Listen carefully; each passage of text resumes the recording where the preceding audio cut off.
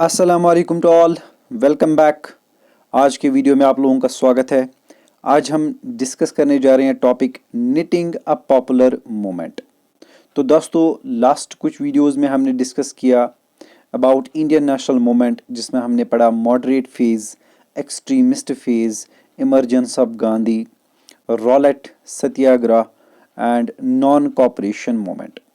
आज के इस टॉपिक में जाने की कोशिश करेंगे नॉन कॉपरेशन मूवमेंट में किस तरह से लोगों ने पार्टिसिपेट किया, ब्रिटिश गवर्नमेंट की क्या रिएक्शन रही, और साथ ही में जानने की कोशिश करेंगे कि कॉल क्या थी कांग्रेस की तरफ से, गांधी जी की तरफ से, और लोगों ने उसका कैसे रेस्पॉन्स दिया।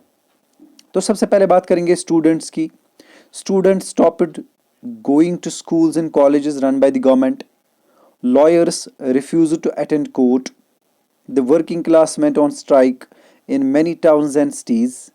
According to official figures, there were 396 strikes in 1921, involving 6 lakh workers and a loss of 7 million work days.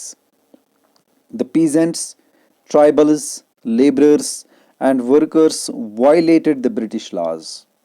तो दोस्तों, जैसे मैंने पहले भी कहा, नॉन कॉपरेशन खिलाफत मूवमेंट में एक कॉल दी गई थी that the people should follow the guidelines of the Congress and this was non violent Satyagraha against the British rule. But condition कुछ डिफरेंट देखने को मिली। सिचुएशन और रिएक्शन जो लोगों की थी वो बिल्कुल अलग नज़र आई। स्टूडेंट्स ने स्कूल्स छोड़े, साथ में टीचर्स ने भी स्कूल्स छोड़े, खासतौर पे वो स्कूल्स जो गवर्नमेंट कंट्रोलर थे, जो जिनको गवर्नमेंट रन कर रही थी। इस तरह से स्कूल्स और कॉलेजेस बंद हुए। लॉयर्स जो प्रैक्टिस करते थे ब्रिटिश कोर्ट्स में, उन्होंने कोर्ट्स में प्रैक्टिस स्टॉप की। हालांकि सब ने ऐसा नहीं किया, लेकिन कुछ इम्पॉर्टेंट लॉयर्स थे जिन्होंने बिल्कुल कोर्ट्स में कोई अटेंडेंस नहीं की और ना ही कोई केस अपने हाथ में लिया और ना ही इस तरह की कोई प्रैक्टिस की।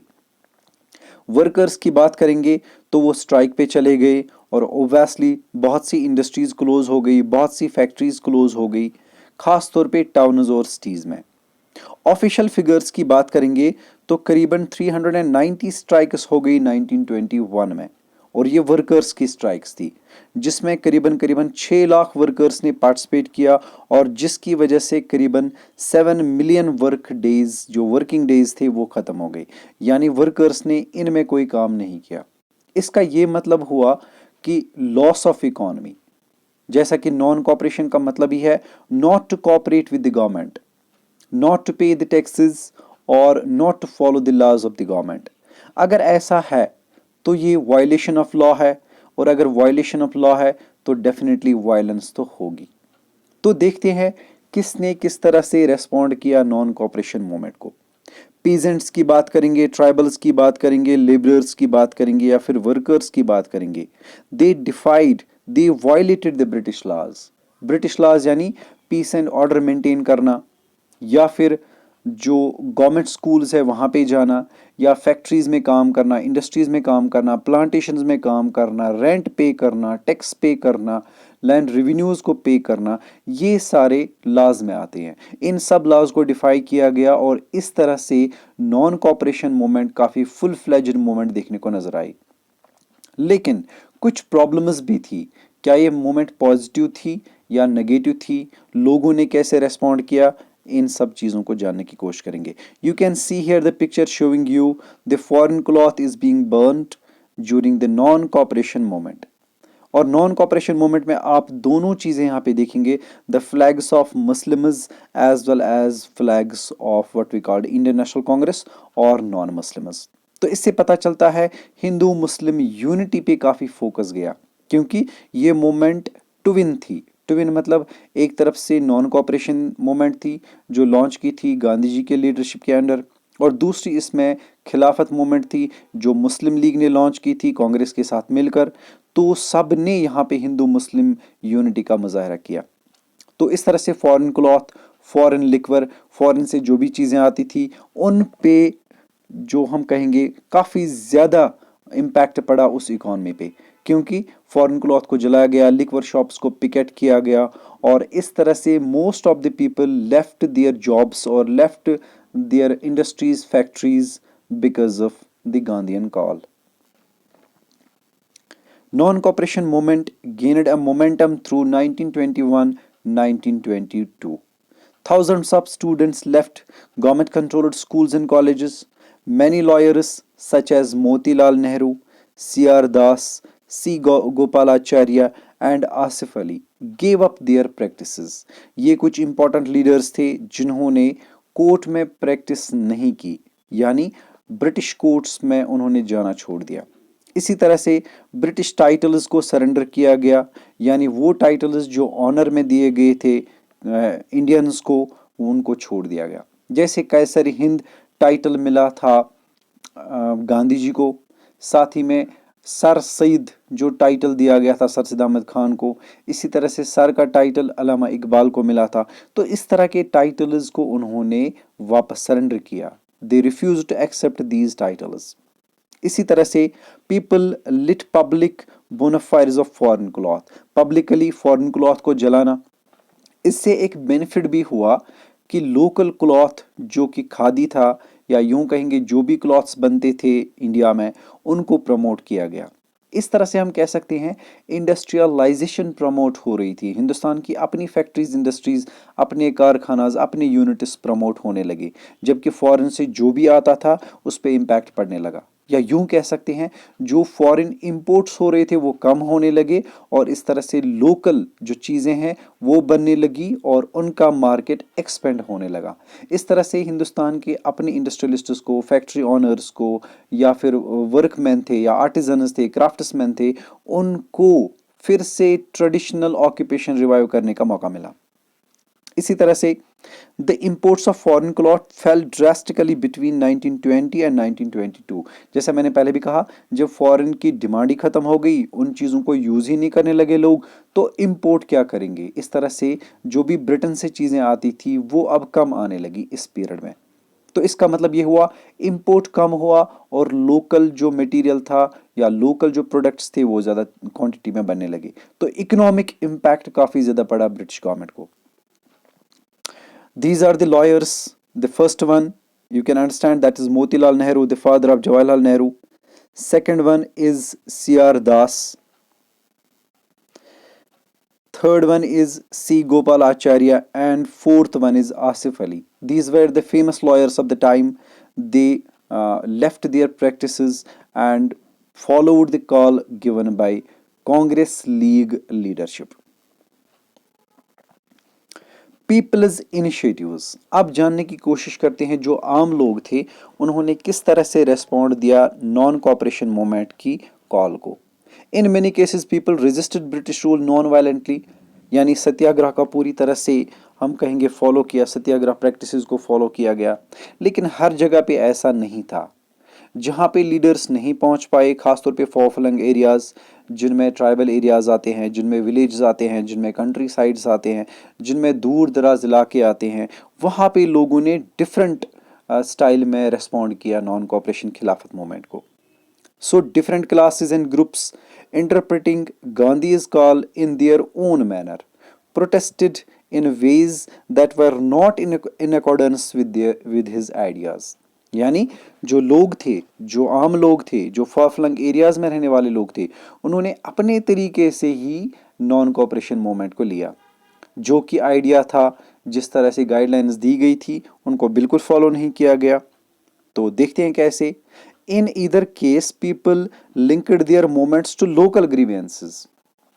कुछ लोगों ने तो ऐसा भी किया, अगर उनकी खुद की प्रॉब्लम्स थी, यानी किसी को लैंडलॉर्ड से प्रॉब्लम है, किसी को साहूकार से प्रॉब्लम है, किसी को महाजन से प्रॉब्लम है, किसी को हम कहेंगे कलेक्टोरेट से प्रॉब्लम है, यानी कलेक्टर से प्रॉब्लम है, या किसी को पुलिस स्टेशन से प्रॉब्लम है, किसी को रेलवे स्टेशन से प्रॉब्लम है, उन्होंने इन सारी मूवमेंट्स को जोड़ा नॉन कॉपरेशन मूवमेंट के साथ। इस तरह से उन्होंने लीगलाइज किया अपनी उन वायलेंट मूवमेंट्स को, जो कि बिल्कुल जिनको अलाउ नहीं किया गया था, ना तो कांग्रेस ने ना फिर लीग ने। तो दोस्तों यहां तक हमने देखा किस तरह से लोग रेस्पॉन्ड कर रहे हैं। बात करेंगे खेदा गुजरात की, जहां पे पट्टीदार पीजेंट्स थे, उन्होंने ऑर्गेनाइज किया non violent campaign against the high land revenue demand of the British. Britishers ने खेदा गुजरात में, जैसा कि हमने पहले भी बात की है, वो अर्लीस्ट स्ट्रगलर्स में से एक है गांधी जी की। खेदा एक डिस्ट्रिक्ट है गुजरात में।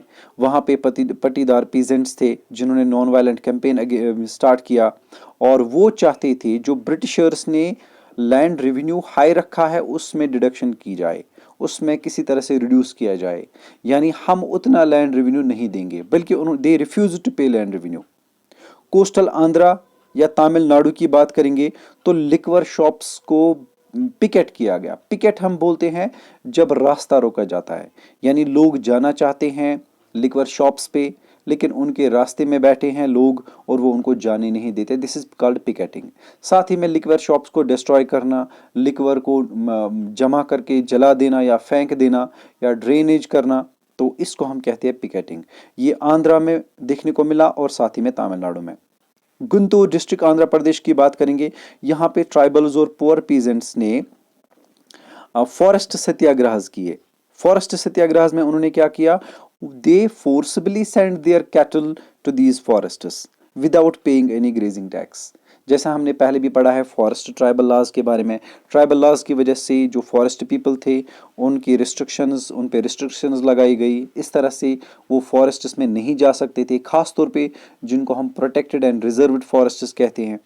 लेकिन जब ये मूवमेंट स्टार्ट हुई, जब ये मूवमेंट चल रही थी, तो उन्होंने ज़बरदस्ती अपने जानवरों को घास खाने के लिए बेच दिया और बिल्कुल इनकार किया किसी तरह का भी ग्रेजिंग टैक्स पे करने से।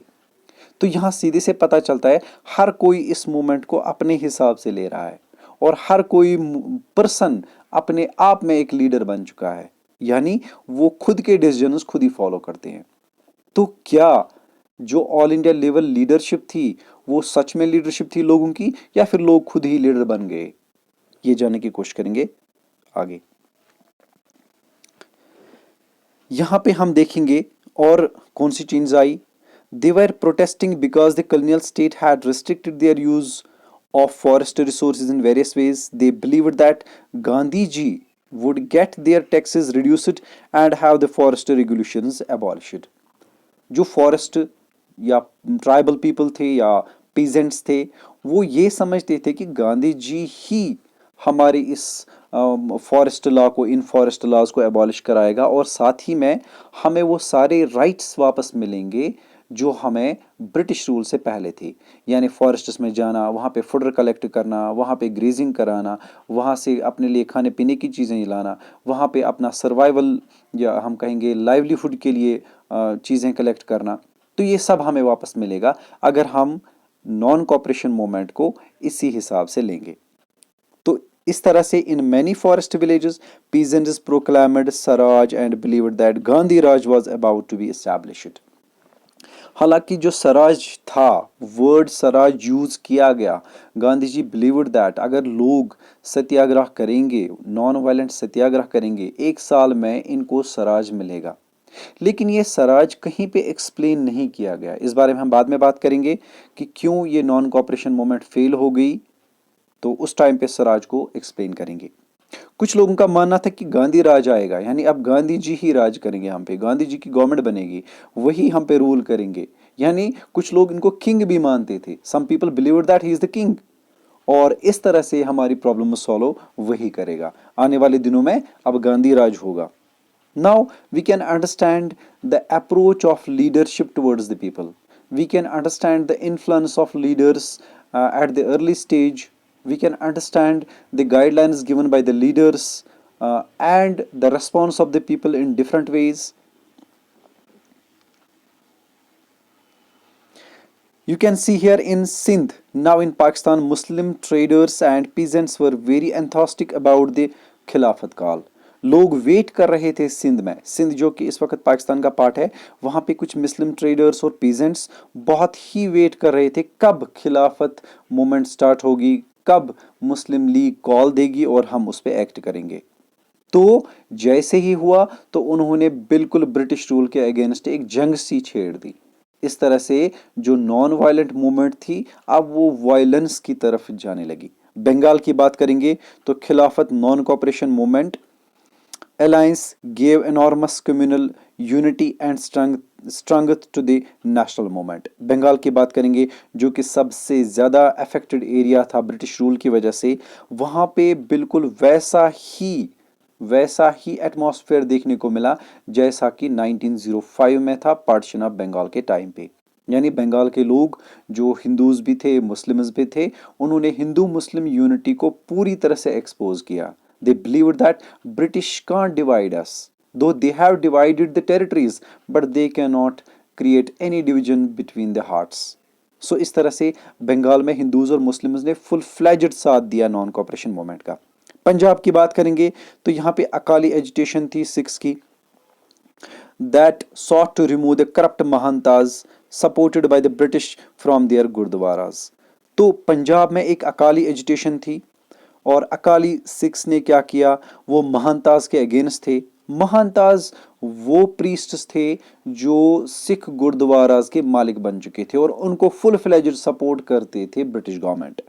अब इस तरह से वो करप्ट भी हो चुके थे, यानी कोई भी सिख अगर रिलीजियस पॉइंट ऑफ व्यू इस गुरुद्वारे में जाना चाहता, किसी भी गुरुद्वारे में, वहां पे महंता पहले रिश्वत लेते थे तब अलाउ करते थे। तो इस तरह से ये रिश्वत सेंटर बन चुके थे महंताज के लिए। तो इन महंताज के खिलाफ अकाली एजिटेशन स्टार्ट हो गई, सिक्स ने स्टार्ट की और बिल्कुल वो चाहते थे महंताज को पावर से रिमूव किया जाए। हालांकि ये लोकल प्रॉब्लम है, हालांकि ये रिलीजियस प्रॉब्लम है, but it was united with the non-cooperation movement, or we can say it was believed that it is the part of a non-cooperation movement. You can see here the local movements are given sanction in the name of non-cooperation movement. So this movement got closely identified with the non-cooperation movement. This is the picture showing you the Akali agitation against the Mahantas, corrupt Mahantas who were supported by the British and were corrupt in their practices. This is once again the same picture showing the Akali agitation. Assam की बात करेंगे तो tea garden labourers थे, दे shouted the slogan Gandhi महाराज की जय, demanded a big increase in their wages. अब वो क्या कह रहे हैं कि हमारी उजरत यानी हम जो डेली वेजेस है हमारे वो इंक्रीज होने चाहिए। अब क्या सच में नॉन कॉपरेशन में ये सारी डिमांड्स थी? क्या नॉन कॉपरेशन मूवमेंट इन सब चीज़ों की बात हुई थी? बिल्कुल ऐसा नहीं हुआ था। So they called गांधी महाराज की जय। It was the slogan, famous slogan in Assam. और वहाँ पे क्या था, जो भी आसाम के लेबरर्स थे, जो भी टी प्लांटेशंस में काम करते थे, these T plantations were under the control of British owners, या वी कैन से ब्रिटिशर्स के कंट्रोल में थे ये T plantations.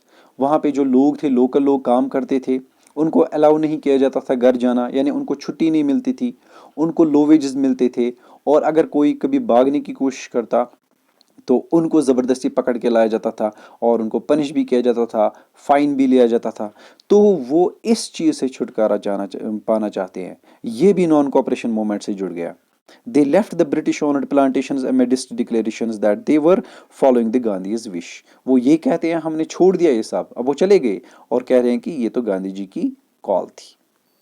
Interestingly, in the Assami Vaishnava songs of the period, the reference to Krishna was substituted by the Gandhi Raja. यहाँ तक कि जो वो सॉन्ग्स गाते थे, जो वो भजन गाते थे, उसमें कभी कभार लगता था कि गांधी जी भी एक गॉड है, और इस तरह से कृष्णा के बदले में वो नाम लेने लगे गांधी राजा। तो समझ सकते हैं कि ये मूवमेंट कितनी डीप चली गई, but in a different way. So the guidelines given by the Gandhi and the other Congress leaders were hardly followed by the people. According to the Gandhi's American biographer Lewis Fischer, non-cooperation became the name of an epoch in the life of India and of Gandhi ji.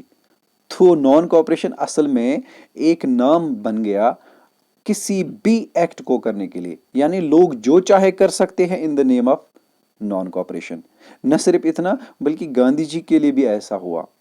So non-cooperation was negative enough to be peaceful, but positive enough to be effective.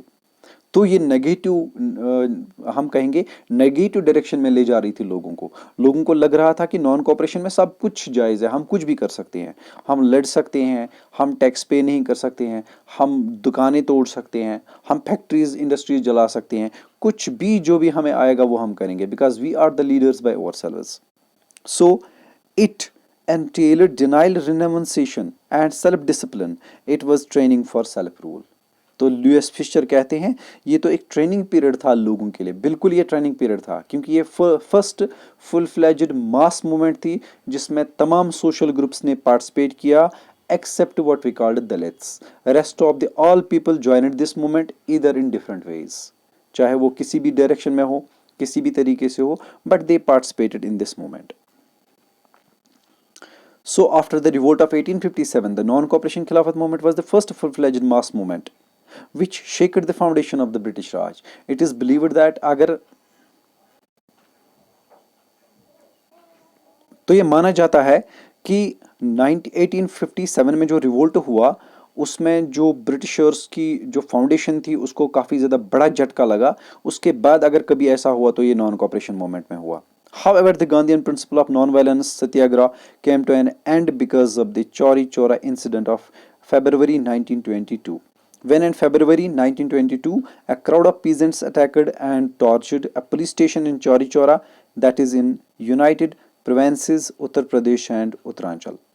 हालांकि ये सारा सत्याग्रह, ये non violence, ये जिसको हम कहेंगे स्वराज, ये सारा सब कुछ एक ही साइड में रह गया और बिल्कुल नाकाम हुई ये movement because of an incident. ये इंसिडेंट क्या था? आज के मॉडर्न उत्तर प्रदेश और उत्तरांचल के एक पार्ट में जिसका नाम था चौरी चौरा, वहाँ पे कुछ पीजेंट्स ने पुलिस स्टेशन पे अटैक किया और इस तरह से उन पुलिसमैन को मार दिया और ये बन गया सबसे खतरनाक violent incident in the history of India. और इसी इंसिडेंट की वजह से फिर ये नॉन कॉपरेशन मूवमेंट फेल भी हुई और इसको स्टॉप करने की ज़रूरत भी पड़ी। यहाँ पे आप देख सकते हैं किस तरह से लोग जलाते हैं या पिकेट करते हैं या किस तरह से वायलेंट मूड में नजर आते हैं नॉन कॉपरेशन मूवमेंट के दौरान। You can see here the British atrocities and we can say the harassment, or we can say the full use of force by the British government against the people who were participating in non-cooperation movement. So 22 policemen were killed in this incident which prompted Gandhi to call off the movement. Finally 22 यानी 22 policeman वो मारे गए इस Chauri Chaura incident में और इस तरह से गांधी जी मजबूर होकर उन्होंने कॉल दे दी कि अब नॉन कॉपरेशन मूवमेंट बंद है। As a result of Chauri Chora incident, thousands of Congress leaders were arrested, including Gandhi in March 22. March 22 में गांधी के साथ साथ बाकी कांग्रेस लीडर्स को, लीग के लीडर्स को अरेस्ट किया गया और इस तरह से जेल भरो आंदोलन स्टार्ट हुआ। यहाँ पे भी थाउजेंड्स बल्कि hundreds thousands of people were arrested during this moment. तो यूरोपियन जज जिनका नाम था CN ब्रूम, उन्होंने गांधी जी को रेस्पॉन्सिबल ठहराया इस इंसिडेंट के लिए, इस वायलेंस के लिए अगेंस्ट द ब्रिटिश रूल। तो फाइनली उनको 6 साल की सज़ा सुनाई गई और इस तरह से 6 साल की सज़ा मिली गांधी जी को। लेकिन उन्हें 6 साल तक बंद नहीं रखा गया, बीमारी की वजह से उनका हेल्थ बिगड़ गया जेल में, तो उनको जल्दी ही रिलीज किया गया। जाने की कोशिश करते आगे। तो you can see here this is the painting showing European जज and the Gandhi, the arguments between them. तो finally Gandhi ji accepted that the violence, that the incident is my responsibility, was my responsibility. It was all because of my call. It was all because of my acts. It was all because of my actions. तो finally European जज ने उनको 6 साल की सजा सुनाई। तो Mahatma Gandhi with the charkha has become the most abiding image of Indian nationalism. In 1921, during a tour of South India, Gandhi ji shaved his head and began wearing a loin cloth जिसको हम धोती कहते हैं in order to identify with the poor. His new appearance also came to symbolize asceticism and abstinence, qualities he celebrated in opposition to the we can say consumerist culture of the modern world. वो चाहते थे आम लोगों में मेरी पहचान हो, बिल्कुल मैं वैसी ही ज़िंदगी गुजारूं जिस तरह से आम लोग गुजारते हैं। यानी एक गरीब के साथ गांधी जी ने अपने आप को एसोसिएट किया। तो खैर यहाँ पे हमने डिस्कस किया किस तरह से नॉन कॉपरेशन मूवमेंट में लोगों ने पार्टिसिपेट किया, डिफरेंट रीजन्स में क्या कॉल थी और फिर उसका क्या रिएक्शन हुआ। आने वाले वीडियोस में हम जानने की कोशिश करेंगे Gandhi as a people's leader. तो चलिए मिलते हैं नेक्स्ट वीडियो में, तब तक के लिए अल्लाह हाफिज़।